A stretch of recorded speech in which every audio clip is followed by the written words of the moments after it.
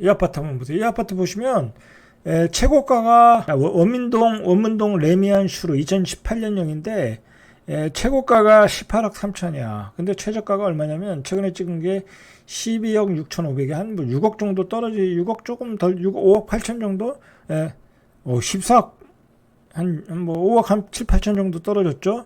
자, 근데 전세가를 보세요. 전세가를 보시면 자, 보세요. 옛날에는 전세 매매가가 7억 3천이고 5억 뭐 7천이야. 그래서 뭐 6억. 자, 전세가는 여기는 많이 올랐어요. 그래도 예전보다. 자, 보세요. 여기 전세가가 4억인데 여기는 8억까지 올랐어요. 근데 과천 같은 경우에는 이 지식정보타운에 분양을 받으려고 당해 거주로서 분양을 받으려는 수요들이 한 2, 3년 전에 많이 들어왔어요. 그래서 전세 가격이 급등한 거야, 그나마.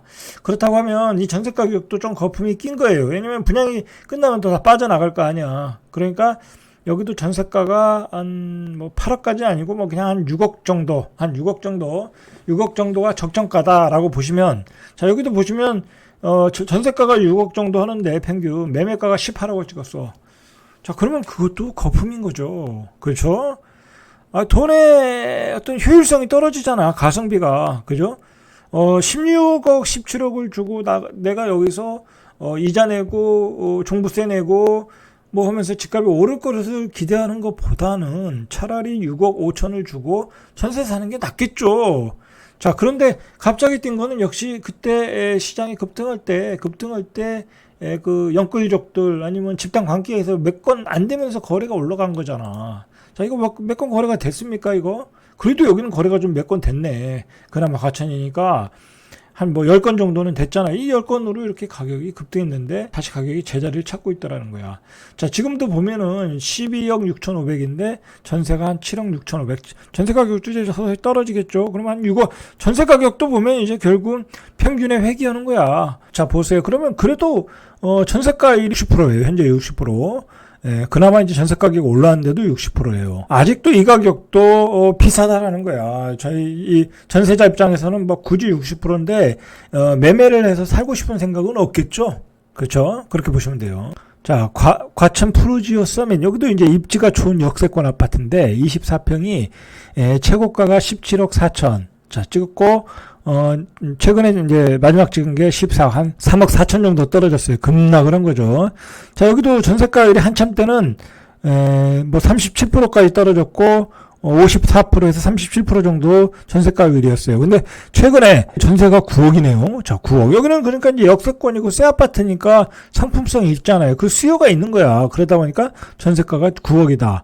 그리고 매매가는 14억이다. 그래서 64%이 정도 형성이 됐다라고 보시면 돼요. 자, 여기도 한번 보시죠. 여기도 한번 보시면 과천 센트럴 푸르지오 서밋. 자, 여기도 보시면 최고가가 21억 찍고 이건 뭐 얼마예요? 10억 8천. 그러니까 한 뭐 대략 한 4억 5천 정도, 4억 한 6, 7천 정도. 자, 그 정도 한 5억 정도 떨어졌다가 봐야 21억 5천까지 찍었네요.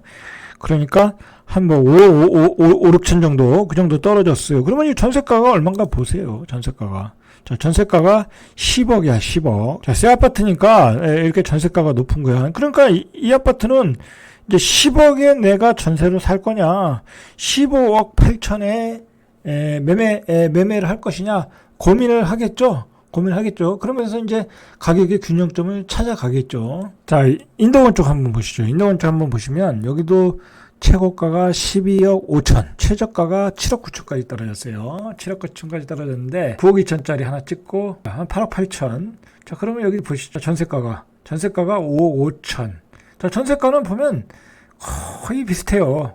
전세가는 변동폭이 별로 없어요. 그러니까 이 매매가만 출렁거리고 있는 거야, 지금. 그래서 지금 현재 전세가율이 한 60% 정도. 자, 이것도 이제 고민스러운 거죠. 9억 2천에 사느냐, 5억 5천에 전세 사느냐, 이제 그런 이제 고민 속에서 이 아파트의 가격이 형성이 되겠죠. 이제 가격이 올라갈 수 있는 요소들 이제 생기면은 이 전세입자들이 매매로 돌변을 하겠죠. 그러나 올라갈 수 있는 요인들이 없다고 하면 이 전세 사는 사람들이 굳이 매매로 돌변하지 않겠죠. 그리고 결국은 이 아파트가 외부에서 투자자들이 들어오려면 예를 들어서 갭 투자가 들어오는 거잖아요. 근데 갭 투자들은 이 전세가율이 80% 이하에서는 안 들어와요. 그렇잖아요. 지금 이거 전세가율이 60%라고 하면 갭이 3억 7천인데 3억 7천 두고 이거 사겠어요? 뭐 갭 투자들이 돈이 그렇게 많은 것도 아니고. 여기 인더건 센트럴 자이 한번 보시죠. 그 다음에 25평 한번 보시죠. 25평이 9억 4천 찍고 7억 2천, 한 2억 2천 정도 떨어졌죠. 이 전세가율 한번 보시죠. 전세가율이 역시 한 58%, 한 2% 빠지는 60% 정도면 7억 2천, 전세가율은 4억 2천. 이런 데는 전세가율이 그나마 높은 거예요. 그나마 높은 거. 높은데도 불구하고 한 60%밖에 안 된다라는 거예요. 광명역세권. 자, 광명역세권은 많이 안 떨어졌어요. 14억 5천인데 마지막 찍은 게 한 13억 3천이니까 뭐 한 1억 정도 떨어졌네요. 자, 그러면 1억 정도 떨어졌단 말이에요. 자, 그러면 이게 전세가율이 얼마인가 봐야 돼요. 전세가율이 40%야. 전세가 한 5억 4천 정도. 뭐 그 정도 가격이에요. 뭐 한참 오를 때는 전세가 6억 8천까지 갔는데 현재는 뭐 한 5억 5천에서 한 뭐 6억 사이 그 정도에 그건 전세가율이 40%야. 여러분 같으면은 이 아파트가 앞으로 더 오를 것이라고 생각하면 이걸 사는 거예요. 그죠? 사는 거예요. 이 전세가율이 이럼에도 불구하고. 그러나 뭐 굳이 뭐 내가 여기에 오래 살 것도 아니고 잠시 교통이 좋으니까 살겠다. 그러면 전세 살겠죠? 그리고 뭐 앞으로 더 오르지 않을 것이다 라고 생각하면 전세 살겠죠. 자, 그런 거예요. 가격이라는 건 실수요자들의 생각 속에서 가격이 형성되는 거예요. 그리고 이 지역이 더 좋아진다 앞으로. 자, 그러면 가격이 더 좋아진다는 건 뭐예요? 더 수요가 늘어난다는 거잖아요. 그리고 여기에 이제 5억대 실수요자들이 들어오면 이 아파트는 계속 전세 가격이 5억이야. 그러나 여기가 이제 고급지가 주거지가 되고 학군이 좋다든지 그러면 7억, 8억, 9억 그렇게 되는 거예요. 자, 그럼 가격이 올라가겠죠. 자, 그러나 뭐 제가 이제 광명역세권을 폄하하는 건 아니고요. 이제 예를 들어 설명하는 거예요. 자, 그러나 이 지역이 뭐 고급 주거지가 아니고 단지 교통과 상권이 좋다.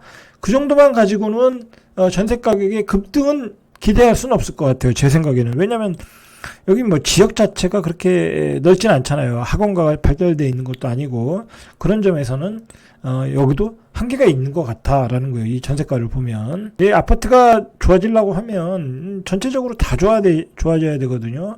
어떤 자연환경, 학군, 교통 다 좋아져야 되는데 그런 요소를 다 만족시킬 수 있는 지역은 아니잖아요. 여기가. 자, 다른 데 한번 보시죠. 자, 이제 이 지역이, 자, 보세요, 이게. 자, 여기가 보시면은, 여기는 매매가 가격이 별로 안 떨어졌어요. 전체적으로 보면. 자, 안 떨어지는 이유는 뭐냐면, 여기가 워낙 교통이 좋고, 이렇게 요거밖에 없지 않은 이 아파트를 가지신 분들이 어떤, 나름대로의 생각이 있는 거야. 그래서 매물을 안 내놓는 거야. 뭐, 이만큼 교통이 편한 지역이 있겠냐, 라고 생각을 하는 거죠. 그러나, 반대편에서 여기 이제 들어올 실수요자 입장에서는 굳이 이 전세가가, 예를 들어서 여기도 전세가가 5억 5천인데, 내가 여기 오래 살 것도 아니고 교통 때문에 한 3, 4년 살 거면 전세로 살지 뭐 매매로 굳이 살 필요 없다. 앞으로 더 좋아질 일은 또 없다라고 생각하면 전세로 산다는 거야. 자, 그런 점이 있는 거예요. 이런 지역의 아파트의 가격의 어떤 형성은 그런 생각으로 이렇게 시각으로 보셔야 돼. 그렇게 보면 미래의 가격도 보이고 내가 여기서 추격 매수를 할지 얼마나 조정받으면 살지 이제 그 판단이 나올 수 있다라는 거야. 뭐 개인적인 판단은 저라면 안 사요. 왜냐면 여기가 전세가율이 뭐 이거 지금 37%밖에 안 되네. 37%밖에 안 되는데 이 가격 이상으로 가려고 하면 이 지역이 지금보다 더 좋아져야 되는데 여긴 지금보다 더 좋아질 일은 없잖아요. 그렇지 않습니까? 지금보다 더 좋아질 일은 없잖아요. 뭐 지역 자체가 확장성이 있는 것도 아니고 그러니까. 자, 그렇게 판단하시라는 거야. 제가 오늘 좀 내용이 좀 길었는데 여러분들이 앞으로 집값을 판단할 때는 매매가와 전세가 그리고 전세 사는 입장에서 저거 매매를 해서 살까 할 때는 그 지역이 좋아져야 사는 거잖아요. 그러면 정말 좋아질 수 있는 그 변화의 요소가 있는 건가? 자, 그걸 판단하시고 그리고 어떤 확장성이 있는 건가? 앞으로 더 많은 호재들이 들어올 것인가? 그리고 주변에 공급 물량은 나오지 않을 것인가? 학구는 좋아질 것인가? 여러 가지를 판단해서 그 가격의 갭이 좁혀졌을 때 판단하셔가지고 매수하시면 될 것 같아요. 자, 이상 절대값TV의 명품 PD 한 PD였습니다.